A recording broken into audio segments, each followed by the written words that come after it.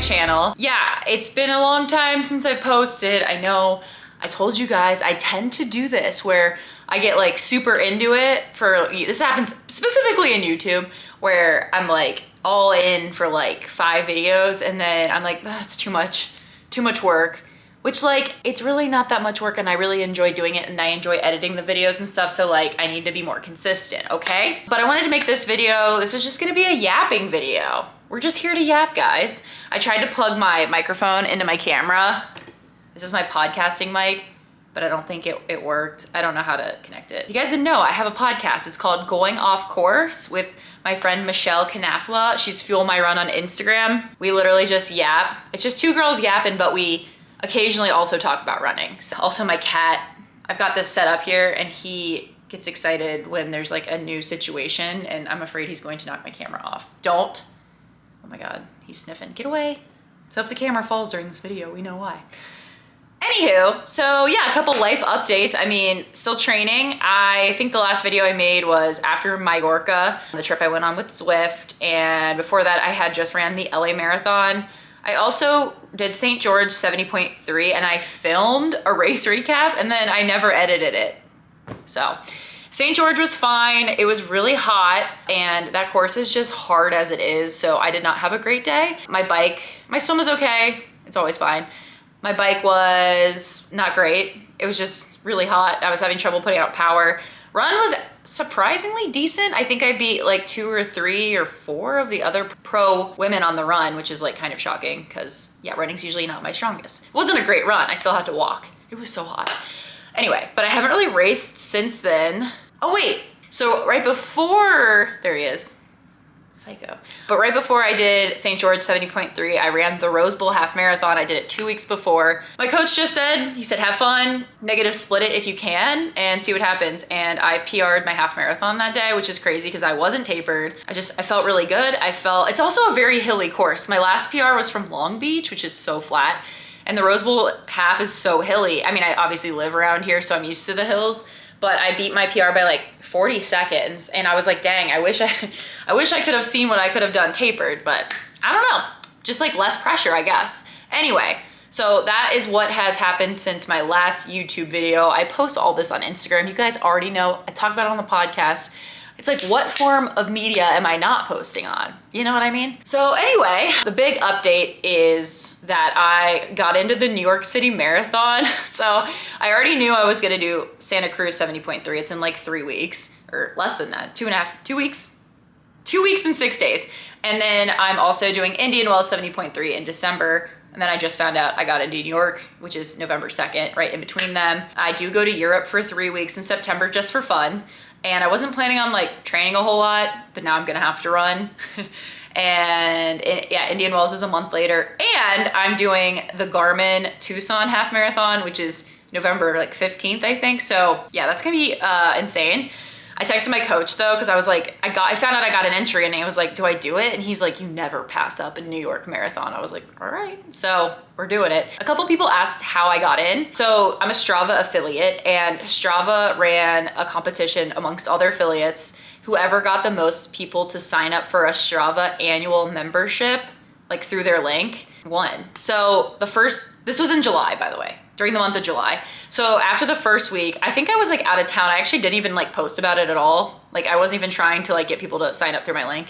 And then I decided to do a giveaway with Garmin and I got approved by Strava. Everything's good. I was allowed to do it. But basically it was, if you sign up for a Strava annual membership with my link, send me a screenshot. It'll enter you for the giveaway to win a Garmin watch. So got a few entries and then obviously did the giveaway, gave away the watch through Garmin. And I ended up getting, I forget how many people signed up through my link during July, but they sent out the leaderboard each week. So the first week I wasn't even on it. The second week I was second. And then they didn't send the leaderboard out for the 3rd or 4th week. So I had no idea if I had won this bib to New York Marathon. So a couple weeks ago, I finally just emailed them at Strava, like the social team. And I was like, hey guys, so I was in the running, no pun intended, to win this giveaway. Like, have you guys picked a winner yet? Because like, if I did win, I need to start training. And they're like, oh my God, you actually won. And I was like, oh my God. So I actually also have to go to Kansas City for a work trip the week before. It's gonna be fun. But I don't know. I don't know if I have any goals for that yet. I might just be party pacing it, having fun, especially considering that I will be taking like a lot of time off in September. So anyway, that's a new update. Like I said, I'm doing Santa Cruz in 2 weeks and 6 days. And I am really excited about it. I've done this course once in 2022. It was the worst race of my life. It was the worst race of my life. I cramped so bad. It was my fault. It wasn't the race's fault. I cramped so bad. I didn't fuel very well. It was a mess. And it was also my first big pro race with my pro card. And I feel like I put a lot of pressure on myself and I was like a ball of nerves. So this year I'm hoping for something different. I feel really good. I was out of town a lot of July. I still felt like I really like kept up with my training pretty well. Didn't ride as much, but I've been doing some big rides the last couple weekends and I feel great. So that's good. My running's been good. I kind of like tweaked my hip flexor. I've had this injury before. It's not even an injury. I don't even know what it is. So back in the day between like 2017 and like 2021, I'd have this recurring hip flexor thing. I don't know what it was. It was like every time I trained for a marathon, it would come back. Or when I trained for a full Ironman. So the last time I had this was in 2021 when I was training for Ironman Arizona. But when I was in Ohio and had it, I actually had 2 different MRIs on it. I had one with contrast and one without contrast, and the MRIs did not find anything. I have no idea what it is. It just feels like a really sore hip, like really sore and tight hip flexor. But then the pain is kind of like diffuse. So I can kind of feel it down in my quad in like a specific spot, and then also on the side of my hip. It's really weird. I have no idea what it is. I tried to Google it. The MRIs found nothing, and it generally like tends to go away as I run and get warmed up. So I'm like, well, I know that I can run with this, so I'm not that concerned, but it's still kind of annoying. And it didn't come back at all when I was training for the LA marathon. So I don't know where it came from. It came out of nowhere, and I could feel it last week, and I was like, I could tell this was it. And then I did my long run yesterday and woke up today and I was like, yeah, this is the same injury. Again, not even an injury. Issue? I don't know. Probably not the smartest to run through it, but it'll go away, hopefully. But yeah, and then yesterday I did an open water swim race. It was 3 miles. It was shorter than 3 miles. They said it was 3 miles, but it was probably like 2.7. And I averaged a 122 per 100-yard pace. And I won my age group and I got like 14th woman overall. And that includes like high school and college girls. And these girls were like fast, okay? But I like felt so good, and you weren't allowed to wear a wetsuit if you wanted to be in the running for like to win. So I wore a swim skin instead of a wetsuit. And I felt so good. I felt so good. I never feel good open water swimming. And I swear to God, it's because of the goddamn wetsuit. I hate wearing a wetsuit. I think it's the sleeves, honestly. And the problem is I always do really cold swims, like Oceanside, St. George, Santa Cruz, Indian Wells are all notoriously very cold swims. So it's like you need the sleeves. But my coach suggested like getting a sleeveless wetsuit for Santa Cruz. I don't think the water will be, like it'll be fine. It'll be bearable for me to wear a sleeveless wetsuit. So I need to work on that. It's just like, there's something about being able to feel the water for me that just like makes me feel faster. When I wear the sleeves, I can't feel the water and I feel like I'm just like flailing around. So anyway, that's I guess a life update is that I am a good open water swimmer, better than I thought, but only when I can feel my arms. Yeah, doing Santa Cruz soon, and yeah, I feel really good about it. I'm really excited because my cousin's getting married that Thursday in San Jose, and then the race is on Sunday in Santa Cruz. They're all in the same area. My whole family's coming in from Ohio, and I think a lot of them are coming to watch the race, and my mom said that they might be making t-shirts. I was like, that's awesome. They made t-shirts a few years ago for the Santa Cruz when I sucked. Yeah, when I did the race in 2022, my mom came out for that one. So my aunt who lives in San Jose and then my cousins, they all came to watch, and I like was sobbing by the end of the race because I was in so much pain and having such a bad day. And I was like, great, all my family's here and they're seeing me fail, but they didn't give up. They don't care, you know? They're like, we're just happy to see you. Anyway, very excited about that. And then, so that race is on a Sunday. The following Thursday, I leave for Europe, getting out of here. I'm really excited. Again, that's just for fun. Going with Jordan's whole family. I'm gonna run when I can. I'm trying to just pack a carry-on, so I can't bring like too much crap with me, but we'll see. And then like I said, I plan on doing Indian Wells 70.3. I'm still waiting for the pro registration to open up. I check it every day. I'm not gonna miss it. Like I missed St. George, but there was a wait list for Indian Wells last year. I didn't race Indian Wells because I had just gotten back from my honeymoon in Africa, so I wasn't training. But yeah, apparently there was like a wait list for that one, so I'm like on top of my game, checking that to see when it opens up so I can register.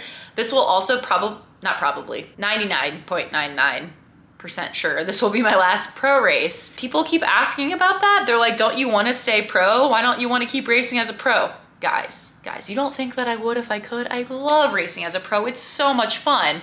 Such good benefits. But in order to keep your pro card, there is criteria you have to qualify for. So when I've talked about this before, but how I qualified for my pro card was I did a race, it was the LA Triathlon, where there was a pro field and a prize purse of at least $5,000. And I was top 3 overall women. And that's how I qualified. To requalify, I guess, I forget. There's like a bunch of different criteria on USA Triathlon's website, but there is the main one, I think, is like being within 8% of the winner's time at like an Ironman race. And when you're racing with people like Paula Finley and Taylor Knibb, there's absolutely no chance in hell that I would be able to finish within 8% of their time. Like, it's not even close, okay? I am like, they're like an hour ahead of me. Like in St. George, I was starting the run and getting passed by all the like top women who were starting their second lap of the run. It was just, and there were only 2 loops, so they were like, oh, you know, halfway done, more than halfway done. But yeah, so when I qualified for my pro card, the rules were you could get your pro card and then have it for the rest of that year and then have it for the following 3 years. So I got it in 2022, now it's 2025. And unless I requalify, then I don't have my pro card anymore, which means that next year I'll just go back to racing age group, which is totally fine. The only thing that I kind of don't like is when your age group, you don't have the flexibility. Like as a pro for most races, you can kind of sign up like, okay, well, this isn't even true anymore. I was gonna say you can kind of sign up last minute for a race, but that's like not even true because St. George, the like race filled up so fast and I was on that wait list. Luckily, I obviously got in, but also races are so much more expensive as an age grouper. I already signed up for Oceanside next year as an age grouper because I was so worried it would sell out because Oceanside always sells out. And it was like $600 or more for a half Ironman. And like before I got my pro card, it was way cheaper. It was probably, I mean, maybe like 500. So still insane price, but I was like, damn. Yeah, so anyway, I'll be going back to age group again. I don't really care. Obviously, I'm not making money as a pro. It doesn't even matter. But I will say some of the benefits, people always ask what the benefits are. Some of the benefits of having your pro card is cheaper race entries for Ironman. So you can either pay per race or pay like one flat fee. So the flat fee, I think right now, I can't remember if it's $12.50 or $16.50. And then you can just sign up for as many races as you want. So if you're racing a lot, like that is a sick deal. But I don't do that because I don't race enough for that to make sense. So for me, I usually do just like 70.3s, like 2 or 3 a year. And the cost for pros for 70.3s are, I think it's $250. They might have raised it to $275, I can't remember. And a full is like $500. So that's like way cheaper. Like the fact that I could do a full as a pro cheaper than I could do Oceanside as an age grouper is crazy. Another benefit of being a pro is the pro porta potties and getting to start with all of the like big names. Like you're lining up with them. It's so cool. And I'll miss that. And I feel like too, this is like stupid, but I feel like I've become friends with a lot of them. And like, they're obviously still gonna be my friend. Like we're friends on Instagram. We're gonna see each other at the races still, but it's like, makes me sad to think that I won't be going to the pro meeting anymore and I won't be like lining up behind the swim start with them. And it's just like that extra opportunity to like socialize with them and like see my friends. But it's like, when you are a pro, like you're so busy, you know, the day before the race, doing the pro meeting, all that, it's like, I don't even know when I'm gonna be able to see these people. I guess like maybe after the race or something. I don't know, it just makes me kind of sad. And I'm like, I don't want them to forget about me. Guys, please don't forget, if you're a pro that I'm friends with, please don't forget about me, okay? Okay, another huge perk I'm really, really gonna miss, especially, well, St. George doesn't exist anymore. Really sad about that. And Indian Wells, so they're point-to-point transitions. So like, for example, Indian Wells, you start at the lake, like you start at the lake and your bike's at the lake. That's where T1 is. And then you do the bike and then T2 is somewhere else. And everyone else has to take a shuttle to the lake in the morning because there's not enough parking for everybody. If they had all the athletes parking at the lake, it wouldn't work. So everyone has to take a shuttle. But if you're a pro, you get a parking pass so that like whoever came to the race with you can drive you right to the lake, park there, and then get in the car and go. So like Jordan, it's like so nice for him because he doesn't have to get on a shuttle or anything. He just like gets in the car with me, we go to the lake together, and then he can like sleep in the car until the swim start. And then when I'm done swimming, he usually can just get back in the car and then drive to the T2 and like to the run. So that is like not even a big deal, but like logistically, It's so much nicer to just be able to park wherever you're going. So it's like a small thing. Things that I am looking forward to going back to age group, probably having less pressure on myself. No one's putting pressure on me. And like, as I've gone through the years as a pro, like I've definitely stopped caring as much what people think. Like, obviously I'm one of the slower pros. It's fine. I earned my pro card though, so whatever. But I still feel like I get like extra nervous or something. It'll be nice just having like less pressure. Again, this is all self-inflicted. No one is putting this much pressure on me. I also think that I'm excited so I really like the swim starts as an age grouper where, well, at least, I don't know, they might be different at every Ironman race, but lately, or the ones I was doing before, where they're like start 4 of you at a time. So you like line up based on your swim time, and then they'll like start you through the starter chute every like 10 seconds or whatever. And so I like that better because as a pro, it's always like a mass swim start. I don't love that. It makes me nervous. I'm a really good swimmer and it scares me, okay? I don't know why. I don't like getting kicked in the face. It's like hard for me to find a good position. I always start too far back and then get stuck behind people that are slower than me because I'm not confident in myself. It'll be bittersweet, I think. I'm still gonna race. I still love doing triathlons, but another thing I was thinking about is like, it is such a limited time thing to have your pro card. Like, you know, I have it for 3.5 years. Actually, I think they changed the standards too. So when I got my pro card, it was you have it for the rest of that year and then 3 more years. Now I think it's you have it for the rest of that year and then only 1 year after that, and then you have to requalify. So it's like a really limited thing now. So yeah, like 3 years, I mean, that's a long time, but it's not. And it felt like because I had a limited amount of time as a pro, I needed to like take advantage of every moment and try to like race as much as I can and like really keep up with my training, because it's like, this is it. Like after this year, you're done. And last year was a little bit different because I got married and also went on my honeymoon, so I wasn't like as concerned about racing. But like this year, I definitely felt the pressure of being like, race as much as you can while you're still a pro, even though I'm literally only doing 3 70.3s. But she's a busy girl, okay? I got a lot of shit going on. I think my plan going forward as an age grouper is just like race when you can, do the races that you like. So Oceanside, I didn't get to do that this year because I was in Mallorca. I love Oceanside. I don't know why. I actually don't know why I like that race. It's like a really fun run. The bike kind of sucks. Anyway, like maybe Indian Wells. I just want to like be more casual about it because I'm starting to like, I'm not falling out of love with triathlon, but I just feel like lately, this sounds so bad to say, but it's not like I dread racing, but like sometimes I dread racing. Like I'm excited, I get excited to think about the race. Like when I visualize it during training, I'm like, oh my gosh, I cannot wait to do this race, blah, blah, blah. But then like in the days leading up, I get so stressed. I don't know why. Like, I think it's partially because I feel like I haven't had a really good 70.3 in a long time. I kind of was like around the same time for so long. And then I finally PR'd Indian Wells in 2023. That's a fast course. It's flat, great weather that year. And it just feels like that's a long time ago. Like at this point, that's almost 2 years ago and I haven't gone faster than that. But also because I haven't done a fast course. Like I've done Oceanside and St. George and then St. George again. And that's it since that time. And it's like, those are not PR courses. Those are very hard courses. And so it's like, I'm like mad at myself because with all this training, I haven't gotten any faster, but it's also like, well, I can't compare them because one's way harder than the other. So I'm hoping at Santa Cruz or Indian Wells, I could PR. That would be really nice. But I feel like that's kind of like where the dread comes from, because it's like, I'm trying not to put pressure on myself, but then I am, because I'm like, if I don't PR, I'm gonna be so disappointed in myself and then think back to all the training I just did. But then in the grand scheme of things, it doesn't matter. Like it's literally a hobby. It's a hobby. It's for fun. I'm not making money. I don't have to do this. I could stop doing this at any moment. But like, it's also crazy to think about. I'm really going off on a tangent here. But also it's like, I think about each sport individually, right? I apologize. I am really going on a tangent here. We're having a heart to heart, okay? I haven't talked to you guys in a while. So with swimming, I did that open water race yesterday. I wasn't nervous at all. I just didn't put pressure on myself about it. I was just like, let's go have some fun. Let's go for a swim. And I did amazing. For cycling, I don't really like race as much. I've done crits, but like for like fondos, like I'll do like Mammoth Grand Fondo, and like they're not technically races, but like also if I do happen to like come in top 3 in my age group, I'm pretty happy about it.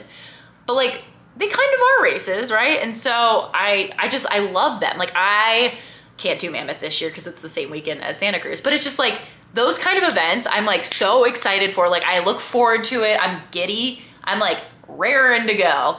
And running races too. Like the LA Marathon, I was stoked. I could not wait. And like half marathons, the Rose Bowl half, I'm just like, I wake up excited, even though it's like 2 a.m. I'm like, my alarm goes off and I'm like, let's go run. I can't wait. It's like, all I need are my shoes, my headphones. Are you kidding me? This is great. So it's like, when you separate all three sports and the context of racing, I love them all so much. But then when you put them together for a triathlon, it scares me a little bit. I don't know what I'm trying to say. I've been racing triathlons for almost 10 years, so it's like, I just need to get over it. And I swear this didn't start until I got my pro card. So I'm hoping when I go back to age group, this feeling goes away, and then it just feels like another fun thing that I do.